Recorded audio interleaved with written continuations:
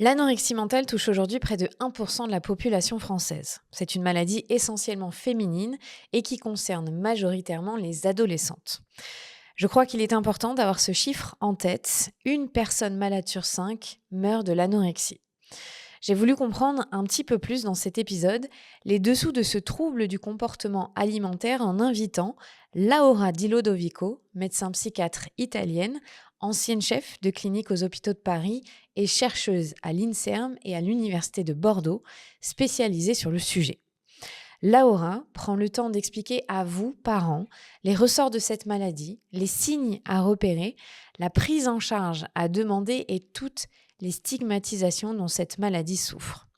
L'anorexie touche de plus en plus jeunes, alors parlons-en. En enregistrant cet épisode, j'ai eu des pensées constantes pour mes amis qui ont souffert d'anorexie et pour une personne de ma famille qui a traversé cette maladie. Je suis éternellement reconnaissante qu'elle soit toujours en vie aujourd'hui. Je vous souhaite une très bonne écoute. Bonjour Laura. Bonjour. Alors je dis Bonjour, Laura, c'est ça, parce Laura. qu'en italien on dit Laura. Parfait. Mais on va parler français aujourd'hui. Tu parles très très bien français évidemment. Tu es médecin psychiatre et tu es spécialisé sur un thème qui est, je crois, très important aujourd'hui, mais qui est très difficile. Les troubles du comportement alimentaire et notamment l'anorexie mentale. Et j'aimerais d'abord que tu m'expliques pourquoi tu as voulu être médecin psychiatre et te spécialiser dans ces troubles alimentaires. Alors, merci pour cette belle question. Alors, disons que j'ai toujours voulu faire la psychiatrie. J'ai toujours été intéressée par les cerveaux, la psychologie et ses pouvoirs absolus. Disons ça. C'est qu'on peut faire par les cerveaux, c'est qu'on peut faire par tout ce que le cerveau contrôle, que ce soit de la volonté, que ce soit de la compréhension, que ce soit aussi tout ce qui est de l'ordre des émotions. Et j'avais envie de comprendre un peu tout ça et d'en faire l'objet de mon métier. Et surtout, je ne me voyais pas faire quelque chose qui n'est pas l'autre comme objet. La psychiatrie, parce que du coup, c'était une manière de soigner, on peut dire, la souffrance qu'on ne voit pas forcément, qu'on ne comprend pas forcément. Et c'est une spécialisée un peu négligée parfois. Parce que effectivement, c'est très difficile parfois d'avoir affaire avec des patients qui souffrent de troubles psychiatriques, qui ne sont pas toujours au courant de souffrir de troubles psychiatriques. On y reviendra en particulier pour l'anorexie mentale. Et l'anorexie mentale parce que c'est quelque chose qui m'a toujours beaucoup touchée du fait que j'étais dans des environnements, que ce soit des études, on peut dire de haut niveau, en internat féminin, le sport aussi en compétition, des niveaux qui sont à haut risque de ce type de troubles. Et j'ai vu beaucoup de filles que j'aimais beaucoup tomber dedans, tandis que d'autres, avec les mêmes facteurs, n'ont jamais développé d'anorexie mentale. Et du coup, la question, c'est pourquoi et aussi, effectivement, comment faire pour aider cette forme de souffrance qui n'est pas dite et qui n'est pas vraiment facile à aborder, à gérer. Donc, c'est ton environnement et ce que tu as constaté qui t'a fait t'interroger en tant que médecin sur ce problème, cette thématique. Oui, la nature, oui, c'est ça. Ce qui m'a toujours intriguée, c'est la nature très paradoxale de cette maladie. C'est qu'elle est censée être un facteur de protection, on peut dire, d'autres troubles psychiatriques, comme la schizophrénie, se retrouve comme un facteur qui s'associe plutôt à l'anorexie mentale. Rien, par exemple, que le bon résultat scolaire ou effectivement le statut socio-économique, et ainsi de suite. Du coup, c'est tous ces paradoxes que je voulais mieux comprendre. Alors, est-ce que tu peux déjà nous donner la définition d'un TCA, donc trouble du comportement alimentaire, et est-ce que c'est différent de l'anorexie mentale ? Oui, alors, TCA, effectivement, trouble du comportement alimentaire ou des conduites alimentaires, il y a ces deux nomenclatures, vient représenter un ensemble de pathologies qui se caractérise par la perversion, on peut dire la désorganisation du rapport à l'alimentation. On sait que l'alimentation, elle a plusieurs fonctions normalement. Donc, une fonction, on peut dire plutôt nutritive, biologique. On s'alimente pour avoir assez d'énergie pour que notre corps puisse effectivement effectuer toutes ces fonctions, les fonctions autonomes et les fonctions qu'on peut contrôler comme les mouvements, les raisonnements. Il y a une fonction plutôt, comment dire, sociale de l'alimentation. L'alimentation est souvent à l'occasion, effectivement, d'une rencontre, d'un partage, de discussions, de retrouvailles. En Italie, en plus, on est vraiment très expert dans ça. Et l'alimentation a aussi, comment dire, une fonction purement hédonique de plaisir. C'est-à-dire, parfois, effectivement, on mange même au-delà de nos besoins pour se faire plaisir, parce que c'est une forme de récompense qu'on peut se donner. Ces fonctions viennent à être soit mises de côté, soit écrasées, soit perverties dans un trouble du comportement alimentaire. En plus de cela, ce changement du rapport à l'alimentation est source d'une souffrance pour l'individu, pour la personne. Et ça peut avoir un retentissement qui, surtout dans les troubles du comportement alimentaire, est souvent physique, jusqu'à pouvoir mettre en danger la personne, mais aussi psychologique. Ça peut isoler la personne, ça peut lui prendre toutes les énergies et devenir une obsession. Alors, on a parlé d'ensemble de pathologies parce qu'il y a plusieurs troubles du comportement alimentaire, dont l'anorexie mentale, qui donc est un trouble du comportement alimentaire, est une pathologie spécifique au sein des troubles du comportement alimentaire. Il y a la boulimie, il y a l'hyperphagie boulimique, qui en anglais s'appelle binge eating. Il y a ce qu'on appelle les troubles du comportement alimentaire non autrement spécifiés, on peut dire, qui sont des troubles du comportement alimentaire qui n'ont pas encore tous les critères diagnostiques pour rentrer dans l'un des troubles que j'ai cités, mais qui ont quand même un impact sur la vie de la personne. Il y a d'autres formes, comme par exemple l'ARFID, où il y a en fait, c'est un trouble où on a une restriction alimentaire et un évitement alimentaire, sans forcément qu'il y ait tous les critères de l'anorexie mentale qu'on va voir ensemble. Ou d'autres troubles, comme par exemple des personnes qui ne font que des hyperphagies boulimiques pendant la nuit. C'est une constellation, c'est un spectre qui est très varié, qui peut donc avoir un retentissement sur la forme physique qui est différent. Les patientes avec anorexie mentale sont plutôt en sous-poids, tandis que les patientes avec hyperphagie boulimique sont souvent dans une condition de surpoids, voire d'obésité. Et l'anorexie mentale, en particulier, c'est un trouble du comportement alimentaire qui se caractérise par une peur obsédante, envahissante de devenir gros ou de prendre du poids, qui est sous-tendue par une distorsion de l'image corporelle. Ça aussi, on verra bien de quoi on parle. Cette distorsion de l'image corporelle qui est résistante, on peut dire, aux données de la réalité, aux commentaires d'autrui, est tellement forte que ça peut entraîner des vrais efforts pour contrôler son apport calorique. Donc, le contrôle de l'apport calorique dans l'anorexie mentale, c'est fait par la restriction alimentaire, qui a souvent les deux, une diminution de la quantité des aliments ingérés, mais aussi la sélection de certains aliments et pas d'autres. Par exemple, les aliments qui sautent sont souvent ceux qui ont le plus haut contenu calorique. Donc, tout ce qui est les sucres rapides, les desserts, souvent les féculents aussi. Donc, on a des restrictions. Mais il y a aussi d'autres manières de contrôler son poids. Il y a un sous-groupe des patients avec anorexie mentale qui ont en plus des conduites on peut dire, expulsion du contenu du tube digestif, qui peut se faire par des vomissements, souvent provoqués, et parfois par le mésusage aussi de laxatifs. C'est ce qu'on appelle le sous-type avec accès hyperphagique et purgatif. Il y a des patients qui, en plus de la restriction, peuvent aussi occasionnellement faire des crises de boulimie, mais après, effectivement, compenser par ces conduites.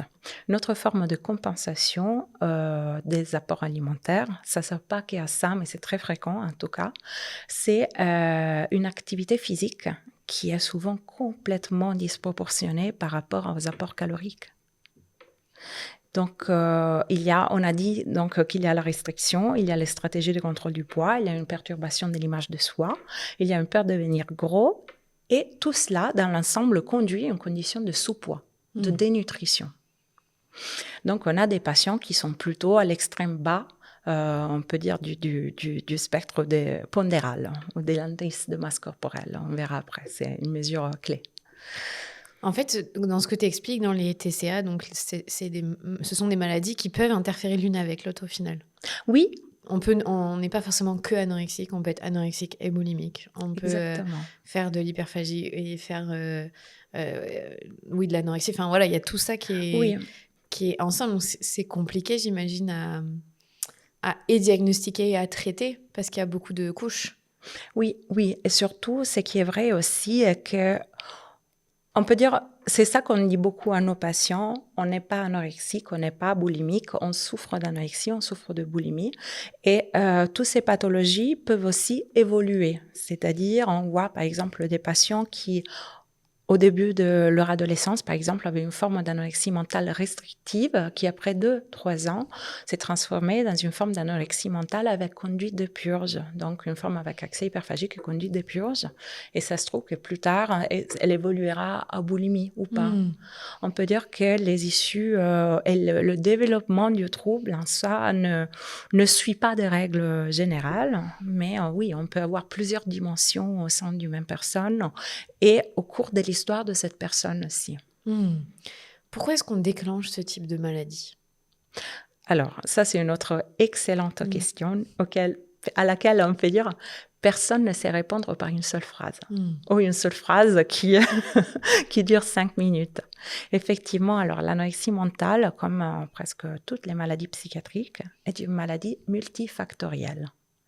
Ça veut dire qu'il faut vraiment oublier le rapport binaire, une cause, une conséquence, un gène, une maladie, etc., pour se dire qu'il y a plusieurs facteurs qui, au cours de l'histoire, s'accumulent, interagissent entre eux pour déterminer ou pas le déclenchement de la maladie. Il y a donc des facteurs qu'on appelle de vulnérabilité, qui sont des facteurs, certains avec lesquels on est. Il y a beaucoup de recherches dans la génétique qui a montré, par exemple, qu'il y a une quantité très importante de toutes petites variations génétiques avec un très, très, très, très faible effet toutes seules, mais qui, cumulées, peuvent donner un risque plus élevé de développer la maladie. Des facteurs qui ne sont pas que psychologiques ou psychiatriques, par exemple, une association génétique avec l'anxiété, avec le trouble obsessionnel compulsif, mais aussi d'ordre métabolique. Donc, des facteurs, oui, effectivement, métaboliques, comme par exemple le fait d'avoir le cholestérol qui est plus bas, la glycémie qui est plus bas, moins de chances d'avoir un diabète. Il y a donc tout un tas de génétiques qui n'expliquent absolument pas tout, mais qui a un effet, qui peut contribuer. Il y a, à contribuer à cette vulnérabilité, il y a aussi vraiment tous les facteurs familiaux. Familiaux, c'est vraiment un grand champ où on peut dire que, tout d'abord, pour rester dans la génétique, l'anorexie mentale est une maladie qui est en partie héritable. Ça veut dire qu'on a un taux d'héritabilité entre 50 et 70%. Ça veut dire que... C'est pas mal quand même. Oui. C'est élevé. Oui. Ça veut dire qu'avoir un membre de la famille, une mère, une soeur, une cousine, une tante anorexique augmente le risque de développer la maladie. Augmente le risque, ça veut dire que la maladie ne se déclarera jamais. C'est fort probable. Mais il y a ces risques qui sont augmentés. Mais les facteurs familiaux ne se limitent pas à la génétique. Il y a aussi tout ce qui est l'environnement et les premières années de la vie de la personne. Où effectivement, il y a les premières interactions se font au sein de la famille. Et donc, souvent, il peut y avoir des facteurs environnementaux qui ne se limitent absolument pas à la famille, mais qui peuvent aussi être de l'ordre, voilà, des premières interactions avec les autres enfants, la première scolarité, des facteurs plus ou moins traumatiques, effectivement, dont la personne peut faire l'expérience. Par exemple, on parle beaucoup de harcèlement scolaire. Il y a beaucoup de facteurs, on peut dire, qui plus ou moins traumatisants, qui peuvent contribuer à déterminer une vulnérabilité accrue. Il y a aussi des facteurs psychologiques de la personne. On sait qu'il y a des traits de personnalité qui sont plus associés au développement de la maladie plus tard, qui sont par exemple le perfectionnisme, donc tout ce qui est hautes exigences à l'égard de soi-même. Il y a aussi tout ce qui est le neuroticisme, c'est-à-dire une vulnérabilité accrue à tout ce qui est l'anxiété, voilà, la dépression, oui, une fragilité émotionnelle un peu plus importante. Donc, il y a aussi ce type de facteurs. Et après, voilà, il y a aussi des facteurs dits déclencheurs. Encore une fois, les facteurs de vulnérabilité, c'est donc ces gros mélanges à proportions variables qui peuvent préparer un peu la personne et la rendre plus exposée. Après, voilà, on arrive effectivement dans l'âge où la plupart des formes se déclarent, qui est l'adolescence. Âge de changement. Des changements, on peut dire, de la personne comme individu au sein de la société. Donc, tout ce qui est la séparation de la famille pour intégrer le groupe de pairs, tout ce qui est les changements aussi d'école. Il y a des changements sociaux, effectivement, qui portent la personne à se chercher et chercher son identité. Il y a des changements corporels, effectivement. L'enfant voit son corps changer à grande vitesse et développer les formes, surtout pour les filles, se développer en taille. Il y a voilà, des changements qui peuvent être vécus de manière plus ou moins traumatique. Et encore une fois, on voit aussi l'interaction avec les facteurs environnementaux. Et il y a aussi des choses qui font partie souvent, qui débutent souvent à l'adolescence. Encore une fois, on a dit l'intégration avec les groupes de pairs, les premières relations sentimentales. Parfois aussi le début d'un sport, parfois des sports de haut niveau, de certains sports qui mettent en avant aussi l'importance d'avoir un certain type de physique. Et on peut voir comme à ces moments-là, tout ça aussi bien contribuer. Par exemple, si les exigences scolaires, il y a encore une fois ces nouveaux mélanges de grands changements qui peuvent être vécus de manière plus ou moins traumatique et qui viennent souvent des interactions avec les autres, avec les groupes. Mais encore une fois, pas que. Parfois, encore une fois, des traumatismes qui surviennent pendant l'adolescence. Mais c'est fou dans ce que tu expliques. Il y a énormément de facteurs pour expliquer cette maladie. Donc vous, j'imagine, quand vous recevez vos patientes, parce que tu l'as dit, c'est beaucoup des filles, on va en parler après, c'est un travail d'enquête monstrueux que tu dois faire, j'imagine, pour comprendre d'où vient le trouble. Oui, souvent, c'est ça. C'est ça, exactement. On peut dire que c'est fondamental de se pencher vraiment sur l'histoire de la personne, sachant qu'il y a l'individu qui souffre de la maladie. Et parfois, c'est vraiment la personne, c'est la patiente, le patient qui va pouvoir nous aiguiller à y voir plus clair et surtout pouvoir le soutenir parce que c'est un gros boulot. Fait de prendre en charge les patients, de les accompagner dans le processus de guérison qui se fait d'énormément de composantes, de sphères, d'étapes aussi, parce qu'on ne peut pas tout travailler en même temps. Mais oui, effectivement, le fait de connaître quelle a été la trajectoire du patient qui arrive chez nous, c'est absolument fondamental. Pourquoi est-ce que ce sont les adolescentes qui sont les plus touchées par cette maladie ?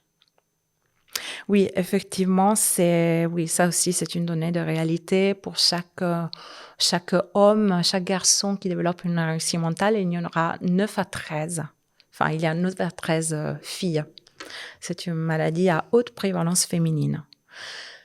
Alors, pourquoi? Encore une fois, moi, les hypothèses sont plusieurs. Il y a d'abord, effectivement, le fait que la pression sociale, on peut dire, et les facteurs environnementaux ne sont pas les mêmes. On a eu pour longtemps, effectivement, aussi un diktat qui est, heureusement, je pense, en train de changer, mais une incitation un peu à la maigreur de la part de la société. Et je pense, du coup, un besoin d'adhérer à cette image, à ces stéréotypes qui a été très forte, encore une fois, qui, je pense, est en train d'évoluer un peu. Je pense qu'il y a une partie aussi de facteurs déterminés par la génétique qui peuvent jouer un rôle. Il y a aussi tout ce qui est de l'ordre aussi de la biologie. Quelles sont les modifications du corps féminin qu'on cherche un peu à freiner? Parce que c'est surtout, en fait, la théorie psychanalytique qui insiste beaucoup sur le fait de développer une anorexie pendant l'adolescence et ainsi bloquer les temps. Bloquer les temps, ça veut dire, par exemple, ne pas développer de forme féminine avec tout ce que ça pourrait comporter et chercher de prolonger quelque part l'enfance aussi. Chercher de différer ce qu'on appelle le processus de séparation, individuation, auquel on est un peu tout appelé au moment de devenir adolescente. Et il y a aussi le grand enjeu de la sexualité. Avoir des formes, ça veut dire développer un corps sexué. Et là, on revient aussi au 7% des patientes qui ont fait l'expérience d'un traumatisme. Donc les violences sexuelles ont un impact vécu dans l'enfance, ont un impact sur ces jeunes adolescentes qui ne veulent pas devenir avec des formes de femmes pour ne pas s'exposer à nouveau à une forme de violence sexuelle. C'est un contrôle. Oui, c'est l'un des cas qu'on a, enfin c'est l'un des cas de figure qu'on s'est trouvé à gérer. On en retrouve de plus en plus. Encore une fois, c'est l'une des possibilités. Et tu viens de dire un mot-clé, la question du contrôle. Je pense effectivement, on prétend beaucoup aussi des femmes, des filles en général. Quelque chose on prétend beaucoup de performance, on prétend beaucoup d'affirmation. Et parfois, l'anorexie mentale, s'impose comme une possibilité de regagner le contrôle sur au moins une dimension de sa vie. Et de montrer aux autres aussi qu'on contrôle, aux autres et à soi-même. Qu'on est en charge de sa vie et qu'on a un pouvoir, en fait, sur soi. Exactement. Et c'est ça aussi la période charnière de l'adolescence, parce que quand on est enfant, potentiellement, on a peu de contrôle sur notre vie, puisque c'est nos parents qui prennent les décisions majeures. Et l'émancipation, l'affirmation de soi quand on devient adolescente, c'est ce moment où on peut contrôler quelque chose que nos parents, qui échappe à nos parents. Oui. Il y a cet enjeu-là. Oui. Exactement. 2 considérations en plus pour compléter. Le fait que, je dirais, quelque part, avoir une forme de contrôle, ça veut dire pouvoir obtenir une meilleure estime de soi par ce biais. Parce qu'on retrouve souvent des personnes des patientes avec anorexie mentale, avec une estime de soi effondrée. Et donc, c'est souvent quelque chose qui viendra les rassurer dans une angoisse de fond qu'elles peuvent éprouver. Et effectivement, ces gains de contrôle, c'est aussi quelque part dans la dynamique familiale une forme de révolte. De révolte un peu, on peut dire un peu en velours par rapport à certains passages à l'adolescence beaucoup plus flamboyants, beaucoup plus fracassants qu'on peut voir dans d'autres cas de figure.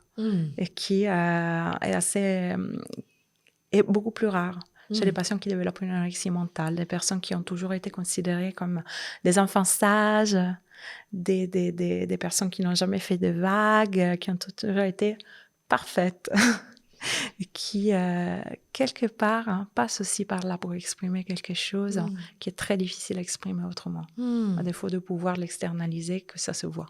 D'accord. Est-ce que cette maladie touche les enfants de plus en plus tôt? Parce que là, on a parlé de l'adolescence, mais on sait que les TCA, ça vient dans l'enfance. Aussi, oui. Est-ce que tu vois dans ta pratique que ça recule l'âge il y a des enfants qui ne devraient même pas être dans ces considérations-là et qui sont déjà en train de parler de leur poids, de leur image? Alors, moi, je travaille dans un service d'adultes, mais je suis d'accord avec ce que tu dis. Je vois l'âge de début des patientes qui arrivent chez nous. On a un lien avec des services de prise en charge de troubles du comportement alimentaire de l'enfant.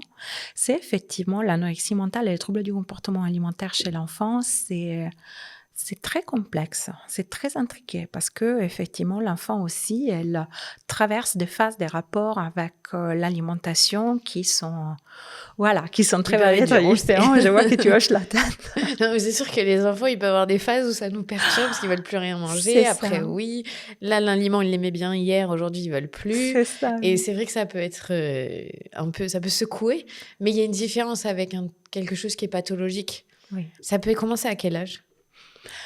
Alors, on a effectivement, ça peut commencer on peut dire, ça a commencé à tout âge, on peut dire Des 6 bébés, ans, 7 ans. Oui, des bébés, c'est même des bébés? l'anorexie du nourrisson. Ok. Là, c'est vraiment un autre contexte, effectivement. Qu'est-ce qu'elle exprime, le nourrisson qui ne veut pas manger?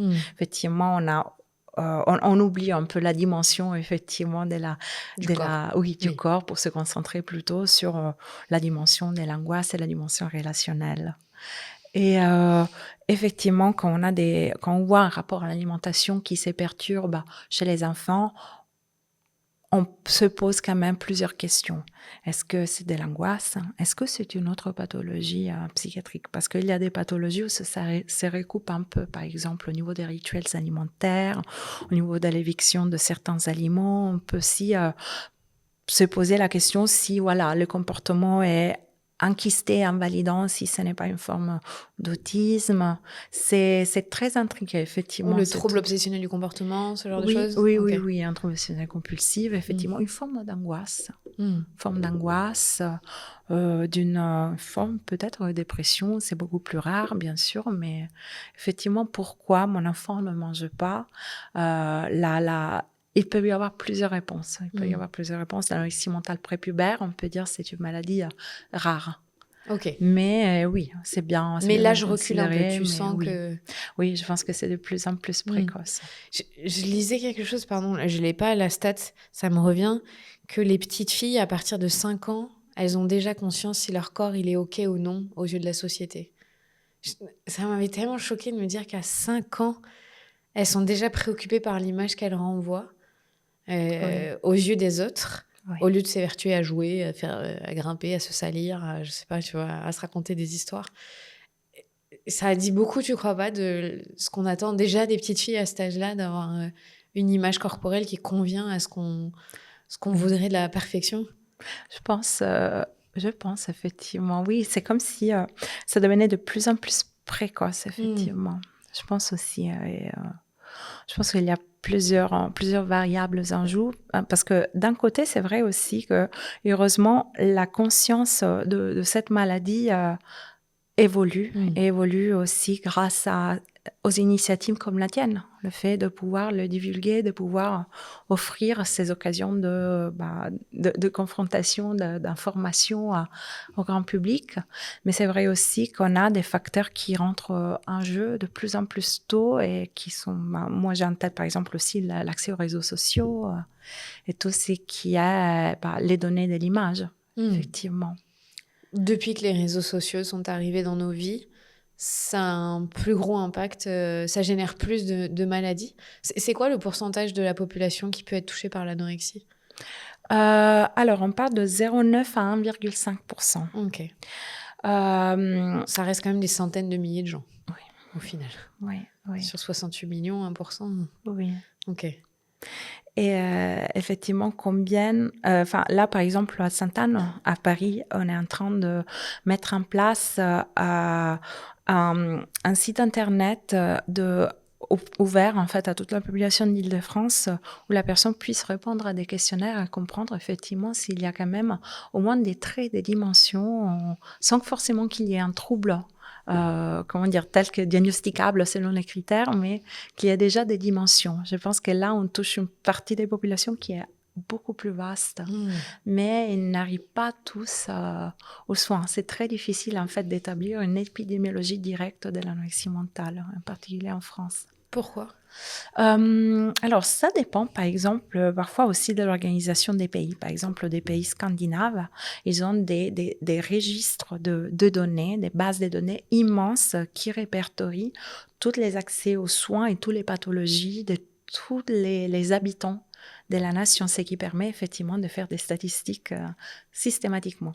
C'est qu'on n'a pas nous. Donc, les recensements sont faits plutôt effectivement sur les données des hôpitaux grâce aux initiatives voilà, des travaux collaboratifs. Donc, c'est pour ça. Encore une fois, déterminer la prévalence d'un trouble, ça veut dire, enfin, la prévalence d'un trouble peut augmenter pour 2 raisons. L'une, effectivement, que la maladie touche plus d'individus. L'autre est que les moyens de la diagnostiquer sont beaucoup plus affinés. Et du coup, on permet d'atteindre une partie de la population qu'on n'attendait pas tout à l'heure. Cela dit, je pense que malheureusement, moi, ça fait au moins 4 ans qu'on crie plutôt, qu'on tire la sonnette. Je pense que la prévalence augmente pour les troubles du comportement alimentaire. En fait, ce que je dis là, c'est que c'est 1%, mais de ce que vous savez. Il y aurait beaucoup plus, finalement, de problématiques liées au comportement alimentaire en France. Je pense. Il y a des personnes qui en ont souffert ou qui en souffrent, on ne le saura jamais, parce que peut-être la rémission va être spontanée. La guérison va être spontanée. Tant mieux, j'ai oui, envie de dire. Absolument. Alors, si on s'intéresse vraiment à cette maladie, parce que voilà, aujourd'hui, le public qui écoute, ce sont des parents. Et on a un petit pouvoir quand même, parce qu'on a nos enfants avec nous tous les jours. Comment on repère les signes d'une anorexie mentale? Qu'est-ce qui doit nous alerter? Alors, il y a des choses qu'on voit, effectivement. Ce que l'on voit est qu'on a souvent des pertes de poids qui sont quand même assez significatives, là où on ne s'attendrait pas à une perte de poids. Par exemple, effectivement, chez les enfants, c'est encore plus bruyant parce qu'on sait que le gain de poids s'associe aussi à une augmentation de la taille. Donc, si on voit effectivement, même sur les carnets de santé que j'invite à remplir systématiquement sur la longueur, on peut avoir des petites cassures de la courbe staturo-pondérale. Donc ça, c'est un reflet. Par contre, on a dit tout à l'heure, c'est un peu une conséquence de ces comportements alimentaires. Donc, si on voit une perte de poids, une stagnation de poids, là où on ne s'attendrait pas à une stagnation, on peut déjà commencer à s'alerter, effectivement. Il y a ce qu'on l'observe. C'est qu'on l'observe au moment des repas. Au moment des repas, on peut avoir effectivement des enfants, des adolescents qui peuvent apparaître particulièrement tendus et irritables et qui, avec ça, diminuent les quantités de ce qui leur est servi dans le plat où ils se réservent de moins en moins. On peut voir l'évitement, effectivement, de certaines catégories d'aliments. Je disais tout à l'heure, normalement, ceux qui sont à plus haut contenu calorique et aussi les féculents. On peut avoir des comportements aussi, par exemple, on voit que des personnes boivent beaucoup d'eau pour atteindre le sentiment de satiété par distension de l'estomac. On peut avoir parfois des rituels qui se mettent en place au moment de la prise alimentaire, par exemple de couper en 1000 morceaux les aliments pour les manger à tout petit bout. On peut avoir parfois, surtout dans l'enfance purgative, des allers-retours aux toilettes qui se multiplient pendant le temps des repas, là où on ne s'attendrait pas à cela. Et ça, c'est ce qu'on peut observer au moment de la prise du repas. Ou peut-être effectivement même l'évitement de la prise du repas. Je mangerai quelque chose plus tard. Parfois, on a vraiment des refus qui sont plus importants. On peut observer aussi, en dehors des repas, parfois une hyperfocalisation sur son corps. On a ce qu'on appelle le body checking, c'est-à-dire des comportements d'autopalpation, de confrontation au miroir qui augmentent significativement par rapport à ce qu'on avait observé, qu'on s'attendait. La mise de vêtements plutôt amples, plutôt larges, parfois pour effectivement se cacher son corps derrière ses vêtements. On peut remarquer un hyper-investissement, comme je disais tout à l'heure, dans les sports, dans l'activité physique. qui peut être en dehors, mais qui peut être aussi parfois à la maison avec des véritables routines, des squats, des pompes, une activité là où on ne s'attendrait pas, ne pas prendre les transports et aller plutôt à pied, ne pas se faire accompagner en voiture. Et on observe parfois, dans certains cas, un hyper-investissement scolaire, super-investissement dans la sphère intellectuelle. Je peux pas manger, je dois étudier parfois. Et aussi une altération qui se fait au niveau parfois des relations sociales. C'est des personnes, on les voit s'isoler de plus en plus. Donc il y a cet ensemble de petits signes, encore une fois, qui peut-être un jour, occasionnellement, pourrait être assez banaux, mais effectivement, quand on voit que ça persiste et qu'il y a des changements aussi de la forme physique, sur le comportement, sur l'humeur, qui suivent, alors on peut effectivement commencer à s'inquiéter. Est-ce que c'est une maladie moderne? Ça existait, l'anorexie, il y a plusieurs siècles? Alors, et ça c'est une autre excellente question, très intéressante.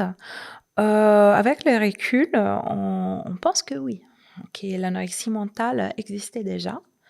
L'anorexie mentale existait déjà sous forme de... on la rapproche souvent tout ce qui était la pratique de certaines mystiques chrétiennes, par exemple, comme Sainte Claire, Sainte Thérèse d'Avila, qui se soumettaient à des jeûnes ascétiques, on peut dire, pour plusieurs jours. Des jeûnes qui aient duré trop longtemps, c'est ça? Oui, Ok. oui. Des gens sur des journées, effectivement. Ça, je pense Sainte Catherine de Sienne aussi. En fait, oui, c'était un peu les saintes, les religieuses, qui soumettaient leur corps à ces privations de nourriture prolongées. Ok. Tout comme on pensait que même les habitants de la Rome ancienne, ils pouvaient faire des crises de boulimie, des hyperphagies, des binges, et après pouvoir aussi se vider pour pouvoir manger davantage. Donc on commence à penser que oui, il y avait déjà des formes. Et après, par contre, il y a même certains psychiatres qui peuvent nous faire la reproche de dire que c'est plutôt une démarche de hyper-médicalisation de ce qui ne l'était pas forcément. Donc, effectivement, nous, on peut formuler des hypothèses. Eux, ils auraient plutôt la tendance à dire, mais c'était plutôt quelque chose de culturellement justifiable par certaines pratiques. Il ne faut pas les considérer une anorexie mentale. C'est très flou. On pourra trouver, encore une fois, plusieurs points de vue. Mais oui, on peut dire qu'on a la tendance à dire que oui, ça existait déjà. En tout cas, ce contrôle sur son corps, à ce moment-là. Oui, exactement. On revient à la dimension du contrôle absolu sur ses fonctions instinctuelles.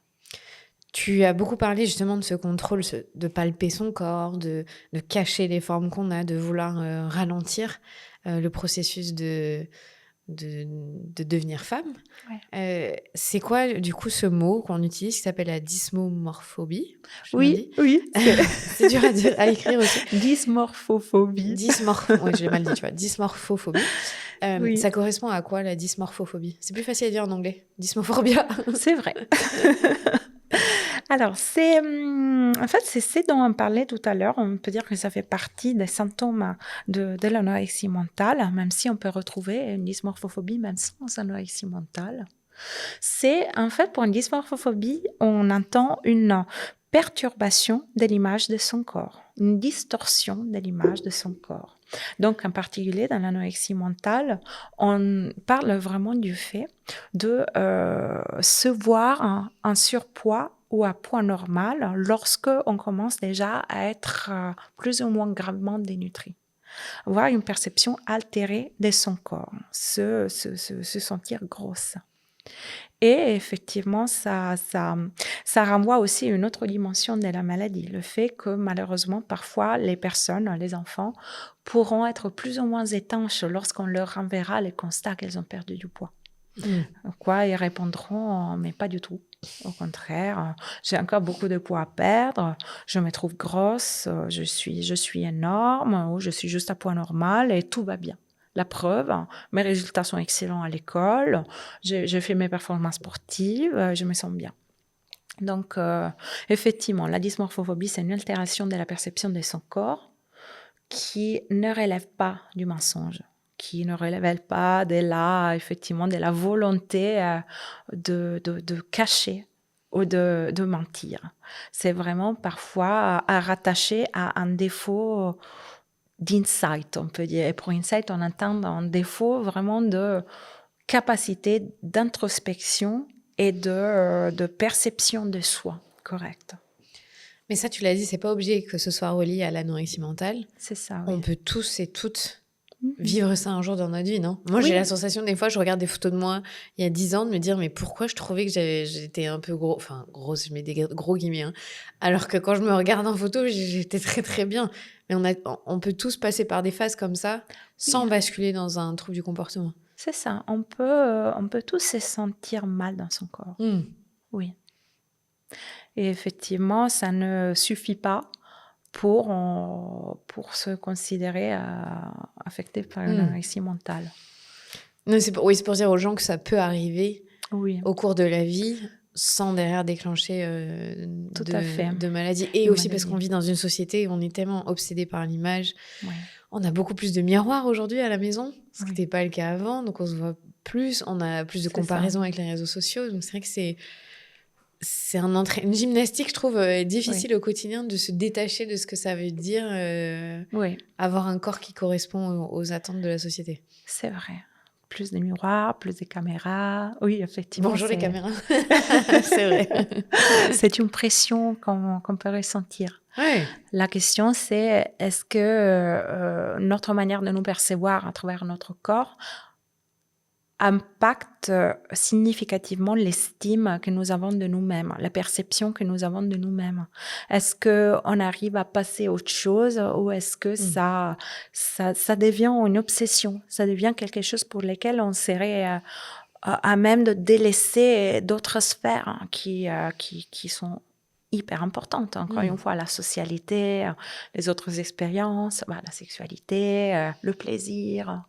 Est-ce que c'est quelque chose pour laquelle on se retrouve, en tout cas, qu'on considère aujourd'hui comme une priorité, comme quelque chose d'envahissant, quelque chose qui, de ce fait, tôt ou tard, finit par échapper à notre contrôle. De manière très paradoxale, parce qu'on parlait tout à l'heure de la pathologie du contrôle. En fait, ça donne l'effet inverse de ce qu'on veut à la base. Oui. On veut reprendre le contrôle et en contrôlant trop, on ne peut plus contrôler. C'est ça, exactement. Et c'est ce qu'on a, parce que malheureusement, il y a aussi des facteurs qui s'associent très souvent à l'anorexie mentale. On parlait de perfectionnisme, mais il y a aussi tout ce qui est de l'ordre de la rigidité cognitive. C'est-à-dire la difficulté vraiment à changer des comportements lorsque les demandes de notre environnement l'imposent. Par exemple, lorsque elles ont perdu 10 kilos, 10 kilos, 15 kilos. Et du coup, l'enjeu, c'est de manger un peu plus et faire moins de sport.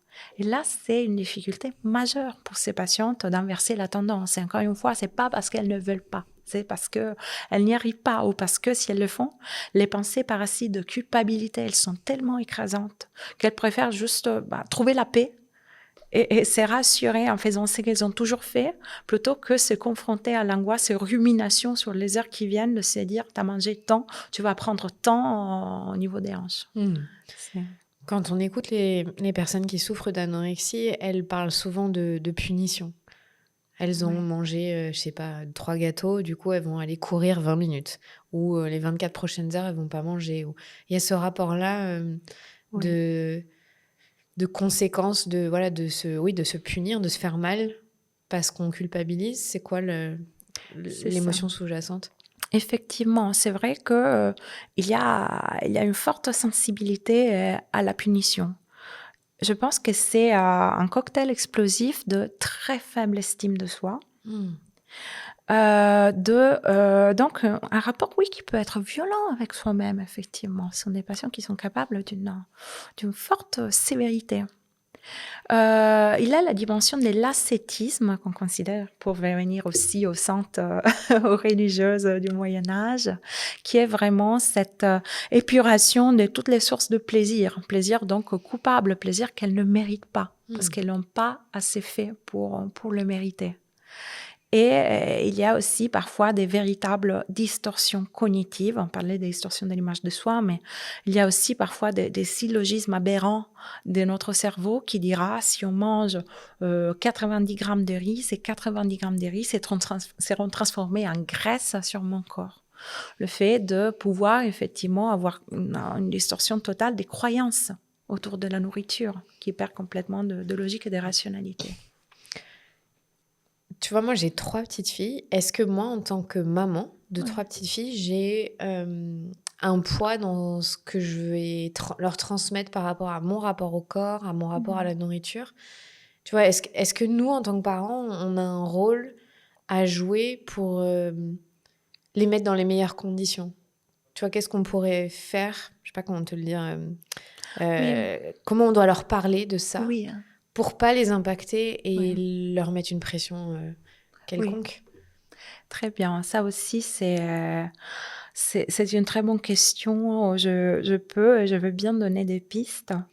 Je vais faire une petite introduction parce que je pense que c'est aussi important, étant donné, oui, que ce seront surtout des parents, des jeunes parents qui vont m'écouter. Je tiens vraiment à vouloir rassurer tout le monde parce que c'est vrai aussi que pour des années et des années, il y a eu quand même une instance assez culpabilisatrice sur les familles, en particulier sur les mères.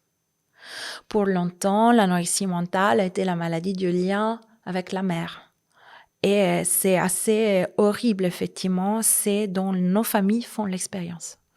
De là, c'est un cocktail, les familles de nos patients traversent souvent, effectivement, un cocktail de culpabilité. Parfois, pas de chance, elles se sont trouvées à passer par des praticiens très, très, très vieille école qui ont peut-être aussi insisté là-dessus. Donc, parfois, on va vraiment devoir faire à côté de la prise en charge de l'enfant une véritable réanimation émotionnelle aussi des parents.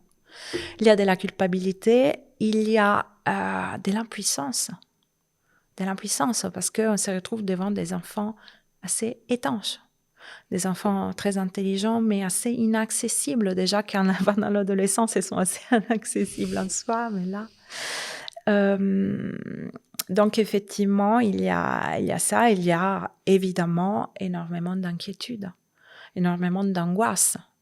Donc effectivement, je pense que c'est hyper important avec la prise en charge de l'enfant de prendre en charge les parents aussi. On travaille beaucoup avec eux. On reviendra après sur tout ce qui est la participation de la famille dans la prise en charge. Donc, qu'est-ce qu'ils peuvent faire les parents? Effectivement, on disait tout à l'heure que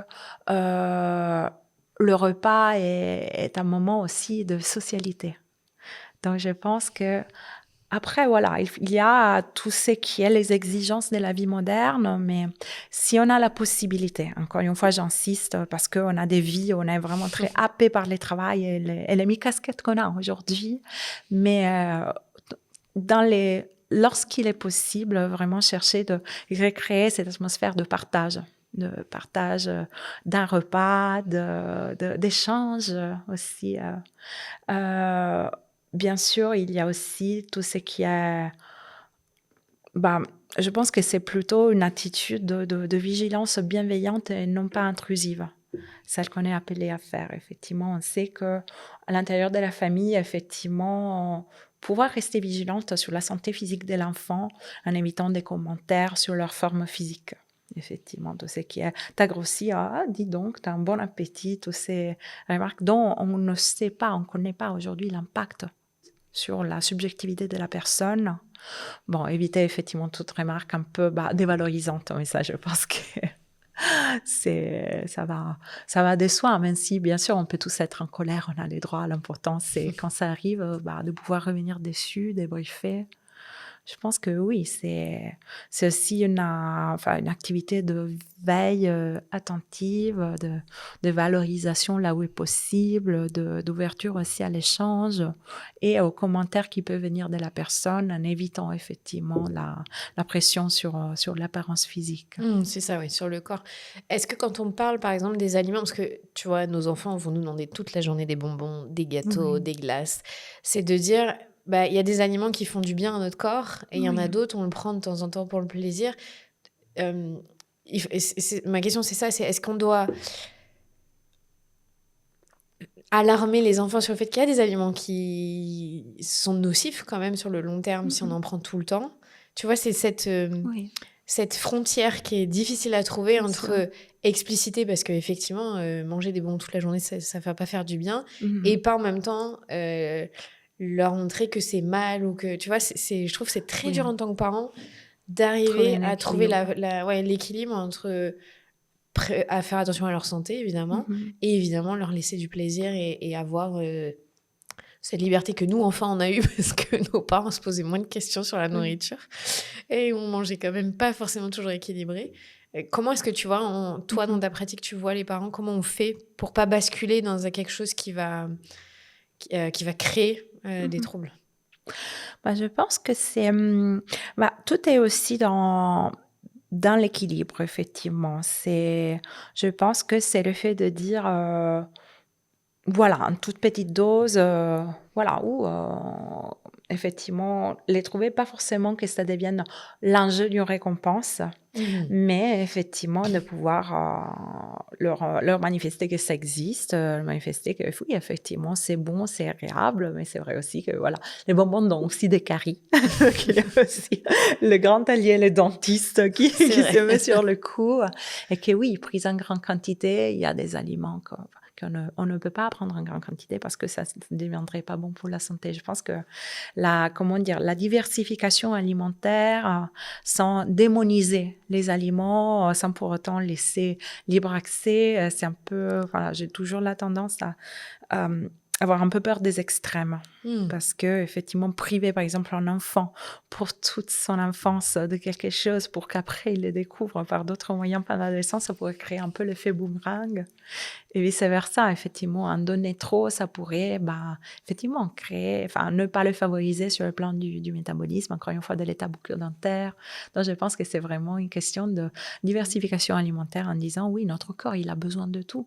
Parce que chaque aliment nous apporte des choses différentes, mais chaque aliment peut être pris. Il y a des aliments, effectivement, qu'il faut prendre en quantité modérée. Mais c'est intéressant ce que tu dis, de pas priver totalement, parce Mm. qu'on pourrait aller vers ce contrôle. Aujourd'hui, on sait, les études le montrent, le sucre même sur le cerveau, nos enfants, ils pètent plus les plombs. Il faut être très honnête quand ils ont mangé beaucoup de sucre. Donc on pourrait être Oui. vachement tenté à dire non, on évince totalement tous ces aliments-là de nos placards et Mm. c'est non, t'en auras jamais. Et du coup, contrôler tant qu'ils sont enfants, mais à l'adolescence, ça nous... Tu te dis, Oui, ça fait un effet complètement inverse, boomerang, où là, ils vont être dans une disproportion par rapport à ce oui. qu'ils auraient pu avoir dans une enfance normale. Oui, ça peut être le risque, Hmm. effectivement. Oui, c'est Après, intéressant parce je trouve oui, qu'en tant que parent, la nourriture, c'est vraiment un enjeu très central dans les familles. oui, Et on tâtonne, quoi. c'est On vrai, a plein c'est vrai. d'infos et en même temps, comment on fait aujourd'hui pour pas créer des troubles alimentaires Oui, c'est oui, pas évident, je trouve. c'est vrai. Et c'est vrai aussi que ben, le parent, c'est aussi un modèle, on peut dire. Mhm. Donc, parfois, enfin, on sait que l'enfant, il apprend surtout dans les premières phases de sa vie par l'imitation. Donc effectivement, ça peut arriver qu'entendre quelqu'un qui parle beaucoup de régime, qui parle beaucoup, qui a par exemple un repas complètement différent du reste de la famille, quelque chose qu'on pourrait vouloir imiter. Je suis au régime, dites avec, Mhm. avec effectivement aussi la naïveté de ne pas savoir ce que ça veut dire, mais pas oublier effectivement que parfois on est aussi un modèle. Mhm. Et Et que nos enfants, ils regardent, ils observent. oui. Alors, pour la dernière partie de l'interview, est-ce que tu peux nous parler des traitements? Hmm. Est-ce qu'on guérit de l'anorexie mentale? Et qu'est-ce qu'on peut mettre en place? Alors ça, c'est un message hyper important. De l'anorexie mentale, on guérit. On peut guérir, la rémission existe et c'est l'objectif de la prise en charge thérapeutique. Le traitement, comme on a dit tout à l'heure, la maladie est multifactorielle, le traitement aussi il est multidisciplinaire. C'est-à-dire que le résultat il fait l'objet de l'interaction de plusieurs praticiens de santé. Il y a le médecin, donc souvent il y a le médecin psychiatre et aussi le médecin généraliste. Parce que c'est vrai que du fait de la dénutrition ou du fait dans la boulimie, des crises de boulimie ou de l'hyperphagie boulimique, donc du risque des syndromes métaboliques, il faut aussi une attention très focalisée sur toutes les complications que la maladie entraîne sur notre corps. Donc, il faut un médecin généraliste ou un pédiatre, effectivement, dans les formes prépubères, ou on peut dire jusqu'à 18 ans. Et il y a les psychiatres. Donc, un psychiatre spécialisé, s'il y en a, dans le trouble du comportement alimentaire, un psychiatre court. Parce que c'est vrai aussi que l'anorexie mentale est très rarement isolée. On peut trouver, à côté de l'anorexie mentale, une symptomatologie anxieuse. On a parlé tout à l'heure du trouble obsessionnel compulsif, qui est aussi très associé à l'anorexie mentale. On a parlé de dépression dans certains cas, tout en faisant la part des choses entre les effets de la dénutrition sur notre cerveau et les comorbidités pures. Parce qu'effectivement, quand on est dénutri, on n'est pas comme quand on est à poids normal. Donc on n'a pas la joie en nous. On va plutôt être déprimé. Exactement. On est plus vulnérable au saut d'humeur, à l'anxiété, à l'irritabilité. Oui, on n'a pas les mêmes capacités. C'est un traitement qui dure longtemps? C'est un traitement long, oui. À côté, on peut dire qu'il y a plusieurs paliers. Je parlais du côté médical, mais à côté de ces deux figures, on a souvent des infirmiers, des infirmières, des psychologues, souvent qui travaillent en alliance, un complément des médecins. On a très souvent aussi, donc on a dit alors psychologues, infirmières, des nutritionnistes, des diététiciens. Ce qui aide énormément à tous les procès de reprise pondérale et diversification alimentaire. On a souvent aussi d'autres figures qui peuvent être, par exemple, les kinés, les psychomotriciens, les art-thérapeutes. Et quand je fais ça, j'oublie toujours des corps mes métiers et après, je m'en veux à la fin de l'interview en disant je les ai oubliés. Bon. Mais tu l'as dit, c'est pluridisciplinaire. C'est pas simplement le médecin psychiatre. Exactement. Normalement, on commence par un traitement en ambulatoire. Donc, environ, le rythme recommandé, c'est à peu près 1 fois par mois. Donc, il s'agit de contrôler, donc d'un côté, le poids, l'évolution pondérale. Le poids, c'est quand même quelque chose auquel il faut rester attentif. On a dit avant la puberté, c'est un enjeu aussi de croissance et développement correct. Après la puberté, ça reste effectivement un critère très important qui détermine toutes nos fonctions vitales. Par exemple, une chose qui arrive aux filles après la puberté qui développent une anorexie mentale, c'est la disparition des règles. C'est qui doit toujours nous alerter. C'est hyper important. Ça arrive que l'enfant trouve le courage de le signaler, de le manifester bien après la date de disparition. Et il faut faire hyper gaffe à ça parce que malheureusement, les hormones que nos ovaires produisent et qui nous permettent d'avoir des règles contribuent aussi à d'autres fonctions, comme par exemple la solidification de nos os. Donc, c'est hyper important qu'il y ait un suivi médical de ces faits. Consultation donc en ambulatoire qui passe aussi par les diététiciens qui peut mettre en place un plan alimentaire qui permet de réintroduire les aliments évités pour pouvoir donc les démystifier petit à petit, qui permettent aussi de régler alors un régime donc avec un nombre de calories suffisant pour avoir une prise de poids harmonieuse. Des psychologues qui permettent aussi de travailler tous les facteurs psychologiques, parfois vraiment aussi les facteurs biographiques, et qui peut aussi, avec qui souvent, par exemple, on reçoit les familles. Parce que c'est vrai aussi que, par exemple, surtout pour les enfants, souvent la thérapie peut aussi se dérouler sous par l'approche systémique, c'est-à-dire effectivement des entretiens familiaux, voire une thérapie familiale, qui peut être demandée par l'enfant, qui peut être demandée par les parents, qui peut être recommandée par le médecin. Et les parents font partie intégrale, sont absolument impliqués aujourd'hui dans les processus de soins. Après, il y a les cas plus graves où une hospitalisation s'impose. Soit parce que effectivement la prise de poids est tellement importante qu'elle est quelque part dangereuse. Ça pourrait avoir j'ai dit la prise de poids. La perte de poids. Voilà. La perte de poids peut devenir dangereuse, ou bien parce que psychologiquement, la situation est devenue ingérable. C'est devenu objet d'une souffrance trop importante, d'une désinsertion trop importante. Et parfois, il faut aussi pouvoir laisser les deux parties souffler. C'est-à-dire, parfois, effectivement, on peut aussi faire un peu, se proposer comme tiers dans la relation enfant-famille qui peut parfois devenir compliquée parce que ce n'est pas évident des deux côtés. Donc, voilà, c'est une thérapie qui a comme, comment dire, l'incontournable, surtout dans l'anorexie mentale, on peut dire, c'est la reprise de poids. C'est-à-dire que si on ne remet pas les bases de l'alimentation et de la reprise de poids, on aura aussi moins de ressources au niveau rien que cognitif et émotionnel. Donc, comment dire, guérir de l'anorexie mentale sans reprendre du poids.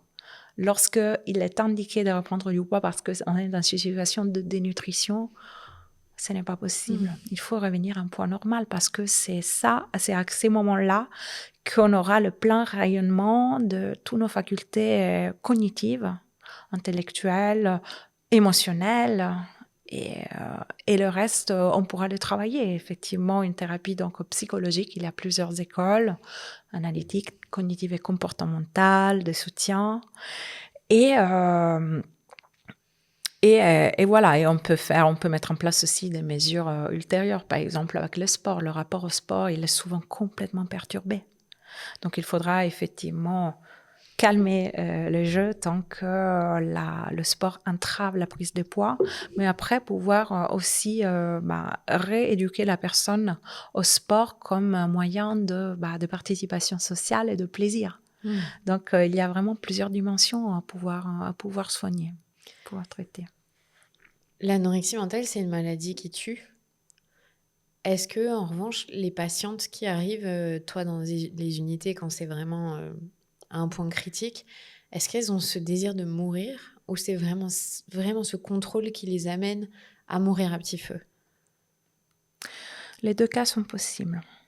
Je fais une parenthèse qui est vraiment pas très joyeuse, mais c'est vrai que c'est une maladie qui s'associe à un taux de mortalité bien plus important que la population générale.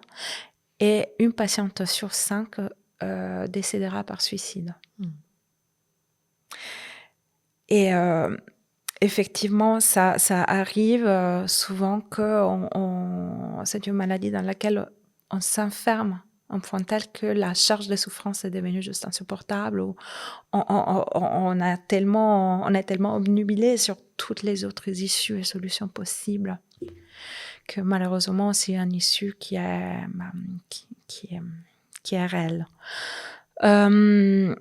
Le désir, effectivement, d'autodestruction, d'automutilation, de privation peut s'exprimer par plusieurs modalités. On a eu des patients qui, en plus d'une anorexie mentale sévère, plus ou moins sévère, elle avait aussi malheureusement des idées suicidaires, des idées noires.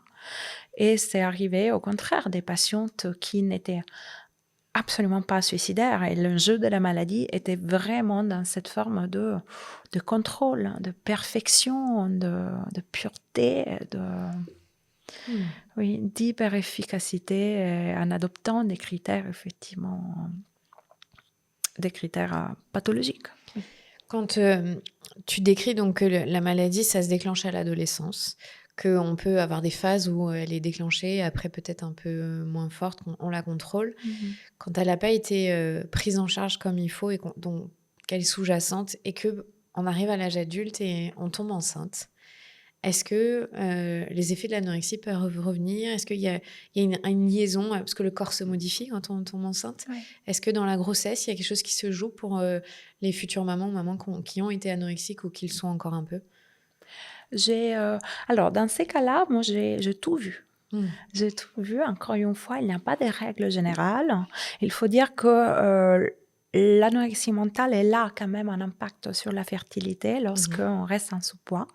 Il y a effectivement un risque accru de fausses couches, d'accouchement prématuré, de bas poids de naissance. Donc, il arrive qu'il peut y avoir des risques associés effectivement au statut nutritionnel de la mère. Il y a parfois des recours à la PMA. Parce que effectivement la fertilité spontanée est impactée. Et au contraire, il y a des patients qui, tout en étant en sous-poids, elles ont quand même, elles tombent quand même enceintes tout en ayant écarté ou exclu cette possibilité. Quand effectivement on peut garder une régularité des cycles, une fertilité tout en étant dénutrie. Donc ça c'est le côté physique. Moi, c'est que j'ai fait quand j'ai eu la nouvelle donc d'une grossesse de certaines patientes qui venaient me consulter parce que les symptômes étaient actifs, a été de pouvoir en tout cas leur manifester que c'était une grossesse entre guillemets à risque. Et du coup, j'ai sollicité auprès de mes collègues gynécologues qui ont répondu magnifiquement à cette demande d'aide, un suivi accru avec des échographies plus rapprochées en disant, en fait, à partir de là, on va tout faire pour que les choses se passent dans les meilleures des manières. Donc, avec un suivi pondéral, des échographies, des bilans sanguins plus rapprochés. Donc, lorsqu'on tombe enceinte et qu'on souffre d'une anorexie mentale, je trouve que c'est très bien. Là, il y a aussi une autre partie de responsabilité, d'impact, de leur Et de vouloir vivre. garantir. Oui, Parce que quand elles veulent donner la vie, c'est qu'elles oui, elles ont cet appétit-là pour c'est ça, se dire la vie, exactement. elle vaut la peine d'être vécue. C'est un Exactement. bon signe quand même quand C'est un très bon signe, effectivement. J'ai eu des patientes, effectivement, qui, à partir de là, alors il peut y avoir de tout, le corps se modifie. Il peut y avoir des patients qui ont souffert d'anorexie mentale qui, quelque part, vont mieux devant, effectivement, cette nouvelle fonction à laquelle elles ouvrent leur corps. Effectivement, le fait de donner la vie, de préserver donc le développement d'une vie pour avoir un effet tout à fait positif. Et de l'autre côté, effectivement, le corps se modifie. Et ça peut être source d'une grande angoisse. Qu'on ait souffert d'anorexie mentale ou pas, d'ailleurs. C'est vrai. Parce que, oui, parce qu'il y a des changements évidents. Au Canada, ils sont en train de faire des études sur population saine pour essayer de réduire, effectivement, tout cet inconfort, cette souffrance qui peut venir d'une perception donc d'un corps qui se modifie, qui passe beaucoup par ce qu'on appelle la vision fonctionnelle du corps, c'est-à-dire apprécier et aimer son corps aussi par ce qu'il est capable de faire. Donner une vie, nous permettre de faire face à toutes les missions qu'on aura, parce qu'après la grossesse, il y a l'allaitement. Pas dans tous les cas, mais très souvent, il y a la reprise des activités qu'on faisait auparavant et il y a effectivement les nuits avec l'enfant. Il y a effectivement un individu dont on est complètement responsable. Donc, il y a beaucoup de choses qu'on sera appelé à faire. C'est une véritable transition de rôle pour nous. Et les patients qui ont souffert d'anorexie mentale, qui souffrent d'anorexie mentale, elles s'y mettent chacune en fonction aussi de ses propres ressources. Non sans quelques préoccupations. Par exemple, ça peut arriver de dire qui suis-je pour imposer, entre guillemets, ou garantir à mon fils une alimentation complètement diversifiée quand moi, je suis la première à avoir des problèmes là-dessus. Donc, chercher de résister tant que possible à cette identification. Parce qu'effectivement, il s'agit de deux choses différentes. Oui, la peur de transmettre sa maladie à son enfant. Oui. Qui a une peur qui peut s'entendre, effectivement, mais pour lesquelles il ne faut pas hésiter aussi à se faire aider. Encore une fois, par aussi tout ce qui est mis en place pour l'assistance, effectivement, à la nouvelle mère. Alors, j'ai une dernière question. Tu es aussi chercheuse, tu mènes beaucoup d'études, notamment dans le monde anglo-saxon, sur ce thème-là. Et je lisais un article où tu parlais, il y a aussi une aggravation des troubles du comportement liés à la crise du Covid. C'est quoi le lien entre les deux ? Alors, ce qui nous a frappé, qui carrément ne nous a pas fait dormir la nuit, c'est le fait qu'on a vu se multiplier par 2 voire par 3 le nombre des patients sur liste d'attente et donc les délais d'hospitalisation. Au point où on a porté à bout de bras des patientes absolument dénutries, tout en étant dans l'impossibilité de pouvoir leur proposer un lit d'hospitalisation à court terme. Et je pense qu'il y a eu effectivement une aggravation des troubles du comportement alimentaire par prévalence et aussi par sévérité. Patientes subsyndromiques qui ont déclaré la maladie, patientes déjà malades qui ont aggravé leurs symptômes et l'état somatique qui va avec. Et je pense que c'est lié effectivement à tout ce qui a été le confinement. Être confiné dans un appartement à Paris, je pense dans un studio de moins de 20 mètres carrés, équivalait pour les patientes avec anorexie mentale, par exemple, à ne pas avoir accès à la nourriture comme avant, et surtout à ne pas pouvoir faire, par exemple, de l'activité physique comme elle faisait avant. Donc, il y a aussi peut-être, dans ces cas-là, une équation mentale qui est survenue en disant, étant donné que je bougerai beaucoup moins, alors j'ai beaucoup moins le droit de manger. C'est qu'on disait tout à l'heure, parfois à la punition ou à la prévention. Donc, une réduction drastique des apports face à la perspective de ne pas pouvoir bouger ou sortir de chez soi. Il a eu l'élément de l'isolement social, dans tout ce qui était l'étayage par les pairs, la famille, les amis, et aussi les occasions sociales de repas. Certains patients qui ont cherché quand même de pouvoir assurer la dimension sociale qui saute. Les patientes avec anorexie mentale ne sont sûrement pas les seuls à avoir souffert des effets du confinement. On pense aussi aux patients avec hyperphagie boulimique ou boulimie qui se sont retrouvés tout seuls face à leur frigo. Et encore une fois, dépourvus de la plupart des stratégies qui pouvaient les aider par ailleurs à faire face aux émotions négatives, aux angoisses, qui, encore une fois, qui revient souvent dans tous les troubles alimentaires. L'alimentation et la distorsion du rapport à l'alimentation comme moyen de faire face aux émotions négatives et aux angoisses pour chercher de les pallier ou au contraire de s'anesthésier.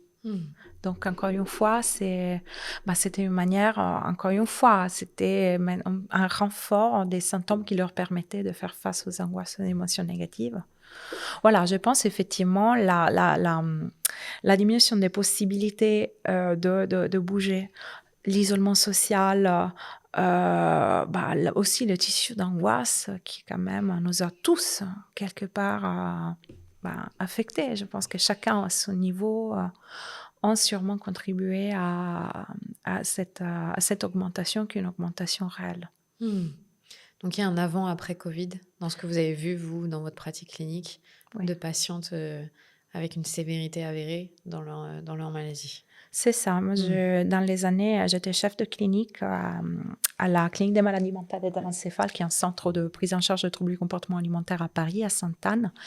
Et je me souviens avoir corrigé au moins une 60aine de comptes rendus qui, à un moment de l'histoire de la maladie récente, commençait par la phrase « après les confinements ». Pendant les confinements. Donc, effectivement, ça a été un facteur de crise, je pense, aussi fort partout dans le monde, où il y a eu beaucoup de littérature scientifique qui a été produite, effectivement, sur les effets du confinement, sur l'épidémiologie et aussi la symptomatologie des TCA. Bon, mais merci beaucoup, Laura. Laura, je devrais dire. Les deux, mais bon. Je trouve qu'il est important de retenir, c'est qu'on guérit quand on est accompagné.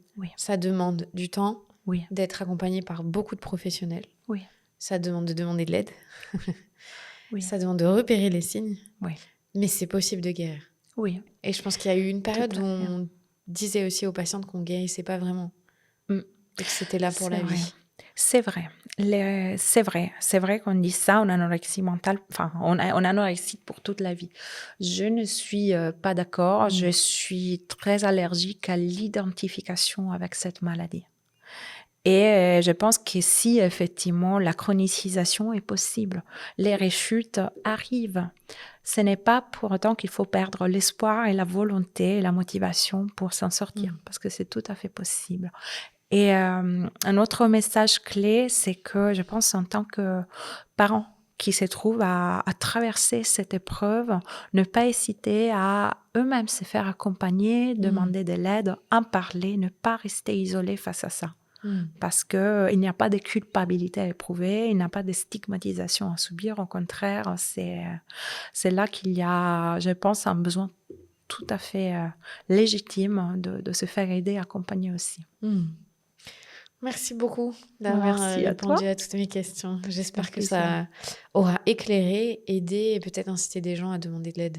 J'espère aussi. J'espère aussi. Je signale 2 sites, peut-être, c'est des ressources. Alors, il y a la Fédération française anorexie boulimie, c'est l'acronyme FFAB. Donc, le site, c'est www.ffab.fr, qui permet, en tout cas, de trouver tous les centres spécialisés en troubles du comportement alimentaire en France et aussi les numéros à pouvoir appeler. Il y a une ligne d'écoute directe qui peut être appelée par n'importe qui avec des permanences de diététiciens, psychologues, psychiatres. Et il y a aussi le site de l'FNATCA, qui est aussi un site d'accompagnement et d'aide réservé aussi aux familles. Donc, voilà, il y a des ressources et il y a de l'aide qu'on peut trouver, quoi qu'elle soit la position des patients ou des parents. En ligne. Merci. Merci à vous. Comment on dit? Grazie. Grazie. Prego.